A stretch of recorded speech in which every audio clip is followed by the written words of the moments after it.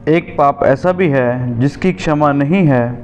मरकुस की किताब 3 अध्याय उसका 28 आयत लिखा है, मैं तुमसे सच सच कहता हूँ कि मनुष्य की संतान के सब पाप और निंदा जो वो करते हैं क्षमा की जाएगी, परंतु जो कोई पवित्र आत्मा के विरोध निंदा करे वह कभी भी क्षमा न किया जाएगा, वरन वह अनंत पाप का अपराधी ठहरता है। हालेलुया। सो इस वचन में हम देखते हैं कि एक ऐसा भी पाप है, एक ऐसा भी गुनाह है जिसकी स्वर्ग और ज़मीन में कोई माफ़ी नहीं है। वो पाप है पवित्र आत्मा के खिलाफ बोलना, पवित्र आत्मा की निंदा करना। अजीज़ों, डायरेक्टली तो कोई पवित्र आत्मा की निंदा नहीं करता, लेकिन मोस्ट ऑफ द केसेस में इनडायरेक्टली हम होली स्पिरिट के अगेंस्ट बोल सकते हैं। मैं 2 पॉइंट्स आपके सामने रखता हूँ। एक पास्टरों के खिलाफ बोलना, जहाँ परमेश्वर के अभिषिक्त जन के खिलाफ बोलना। आपको पता है कि बहुत सारे पास्टर जो हैं प्रभु की ओर से बुलाए गए हैं और वो प्रभु के कामों को करते हैं। प्रभु उनके द्वारा बड़े बड़े मौजूज़ों को करता है, भविष्यवाणियों को करता है और वो मिरेकल्स को परफॉर्म करता है प्रभु उनके द्वारा, परमेश्वर का आत्मा यानी कि पवित्र आत्मा। और उनके खिलाफ बोलना इनडायरेक्टली पवित्र आत्मा के खिलाफ बोलना है।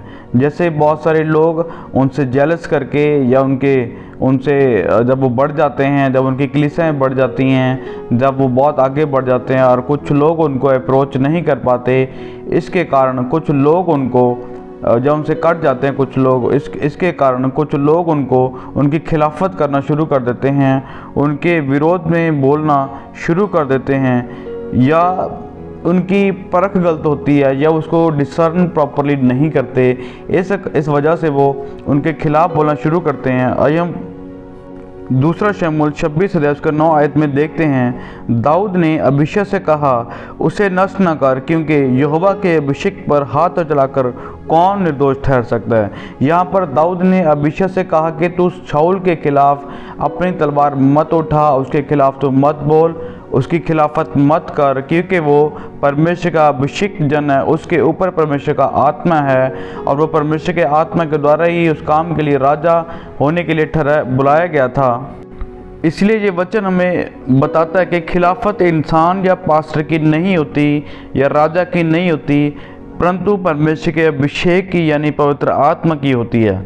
खिलाफत करके आप आशीषित नहीं हो सकते, दोषी हो सकते हैं, आप श्रापित हो जाएंगे अगर आप पवित्र आत्मा की खिलाफत इनडायरेक्ट तरीके से करते हैं। इसलिए गुस्से में या जेलसी करके या इमोशनल होकर या किसी की झूठी बात सुनकर या भड़क कर या जानबूझकर खिलाफत ना करें। कहीं ऐसा ना हो कि आप जाने अनजाने में पवित्र आत्मा के खिलाफ बोल दें और आप परमेश्वर के सामने सदा काल के लिए गुनहगार ठहर जाओ।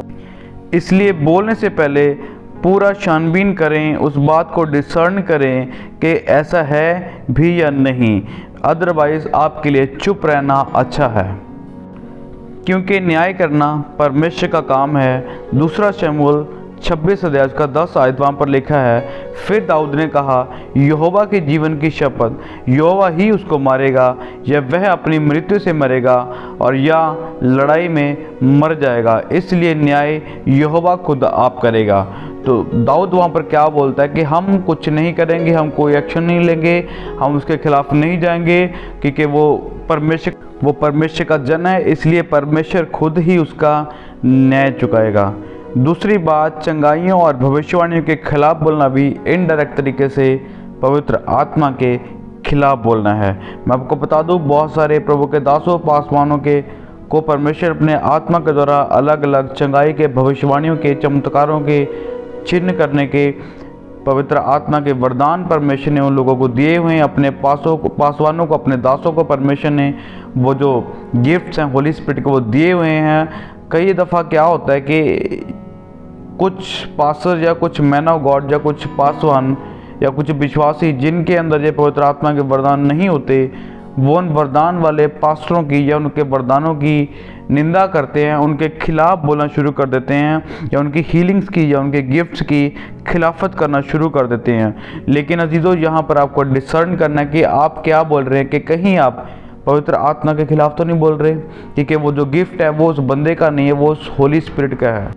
उस परमेश्वर के आत्मा का है जो परमेश्वर का आत्मा उसे दिया गया है, क्योंकि कोई भी अपने आप से हीलिंग, चंगाई या भविष्यवाणी परफॉर्म नहीं कर सकता। इसलिए आपको बोलने से पहले डिसर्न करना है, सोचना है कि आप क्या बोल रहे हैं, कि कहीं आप अनजाने में पवित्र आत्मा के खिलाफ बोल दें।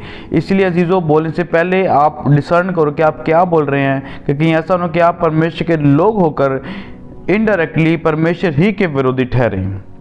आमीन। इसलिए आपको अपनी ज़ुबान को बोलने से पहले अपने वर्ड्स को नाप तोल करना है, डिसर्न करना है वचन से, पवित्र आत्मा से, कि कहीं आप पवित्र आत्मा के खिलाफ इनडायरेक्टली बोल तो नहीं रहे। इसलिए समझदार बने, अपनी ज़ुबान को उसी समय खोले, उतना ही खोले जितना ज़रूरत है, अदरवाइज न्याय यहोवा ही करता है।